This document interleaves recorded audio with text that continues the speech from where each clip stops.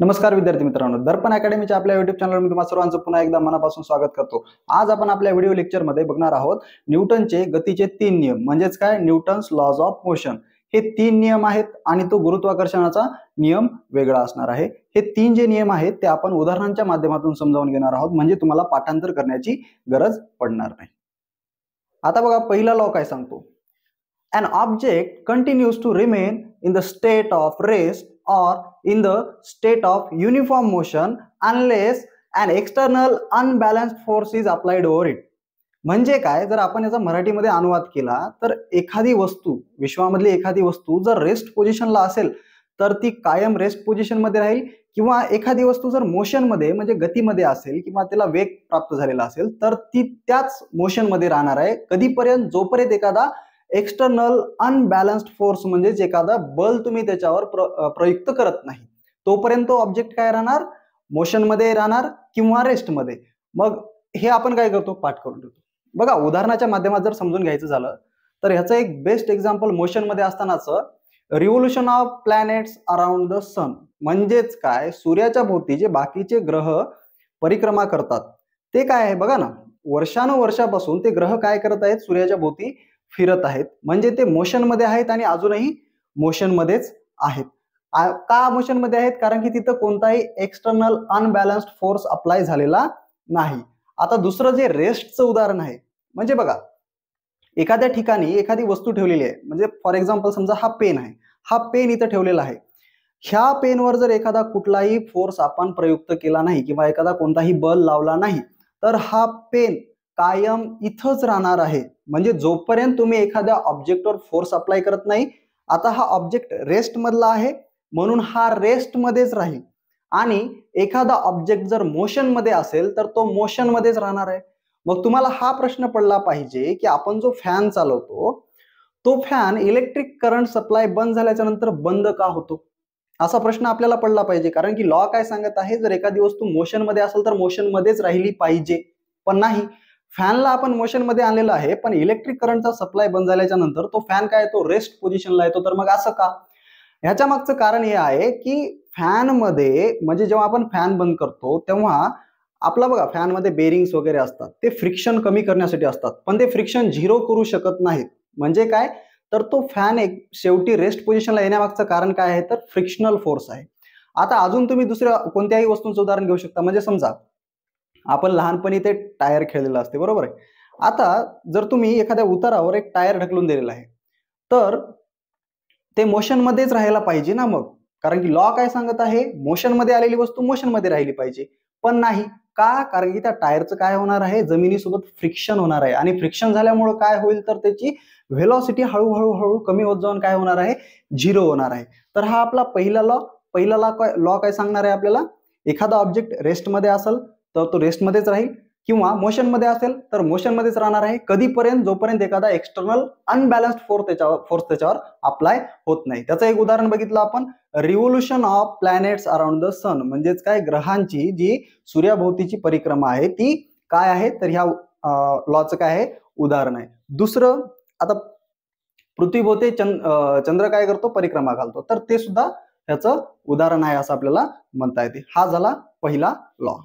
आता बघा जो दुसरा लॉ आहे, that is Newton's second law of motion. हा लॉ काय सांगणार आहे आपल्याला, rate of change of momentum is proportional to the applied force and change in momentum occurs in the direction of applied force.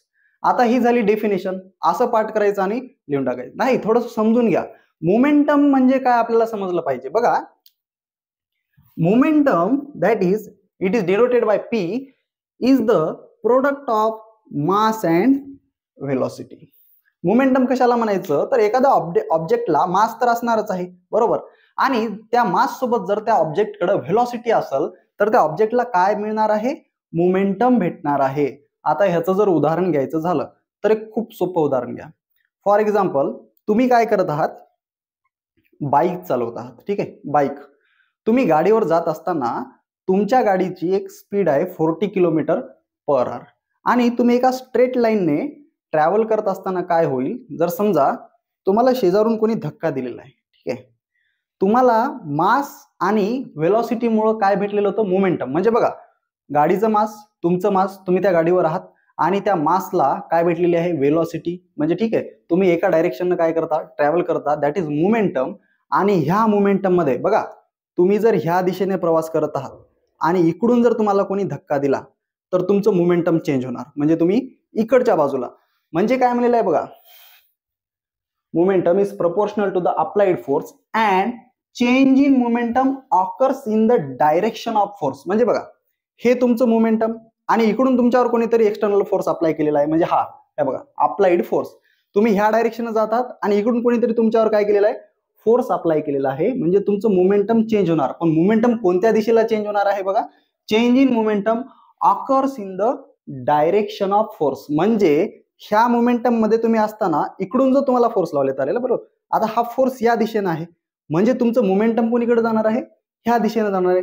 Real life example आहे, फक्त आपल्याला माहित नाही की मोमेंटम कशाला म्हणायचं आणि हा लॉ कसा वर्क करतो हे आपल्याला उदाहरणांच्या माध्यमातून माहित नसल्यामुळं हे आपल्याला काय करावं लागते, पाठ करत जावं लागते. बरोबर आहे, हे तुमच्या रिअल लाईफ एक्झाम्पल मधलंच एक लॉ आहे.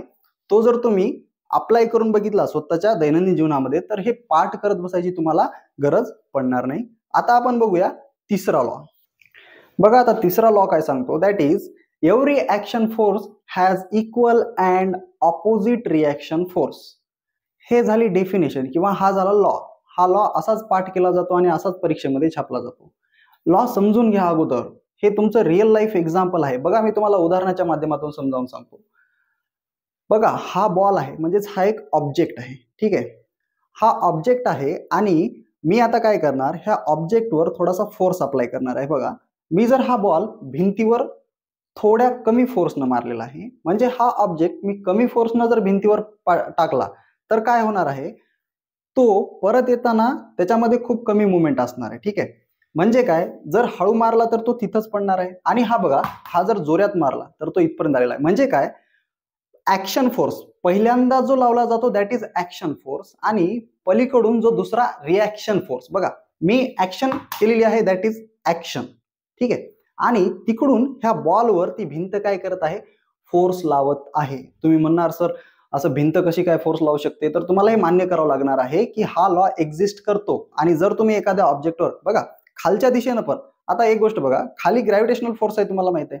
ग्रॅव्हिटेशनल फोर्स असताना, आता ग्रॅव्हिटेशनल फोर्स तर toward the centre of earth असणार आहे, मग हा ऑब्जेक्ट खाली गेल्याच्या नंतर वर यायलाच नाही पाहिजे. तरी पण पृथ्वीचा जो पृष्ठभाग आहे याच्यावर काय करणार आहे, फोर्स अप्लाय करणार आहे. That is third law of motion. बघा मी जर थोड्याशा हलक्या पद्धतीने जर खालच्या बाजूने ढकललेला आहे तर हा ऑब्जेक्ट थोड्याशा फोर्सनं काय होईल, वर येणार आहे. पण जास्त फोर्स लावला तर जास्त फोर्सनं.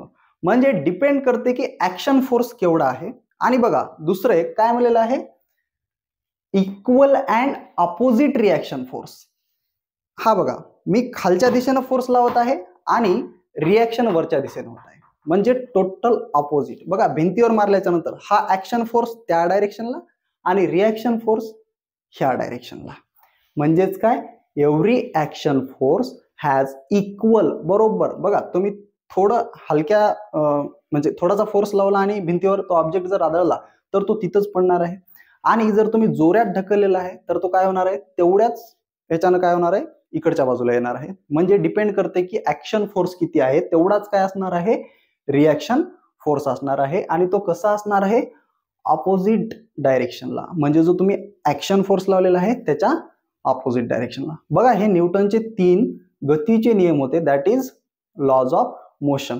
पहिला लॉ काय सांगत होता आपल्याला, एखादा ऑब्जेक्ट रेस्ट पोझिशनला आहे किंवा एखादा ऑब्जेक्ट मोशन मध्ये आहे तर तो रेस्टला असलेला रेस्टमध्येच राहणार आहे आणि मोशन मध्ये असलेला मोशन मध्येच राहणार आहे. कधीपर्यंत, जोपर्यंत एखादा एक्सटर्नल फोर्स त्याच्यावर अप्लाय होत नाही. ठीक आहे, त्याच्यामध्ये आपण उदाहरण काय बघितलेलं आहे की revolution of planets around the sun किंवा revolution of moon around the earth. दुसरा लॉ काय सांगत होता, rate of change of momentum is proportional to the applied force and change in momentum occurs in the direction of force.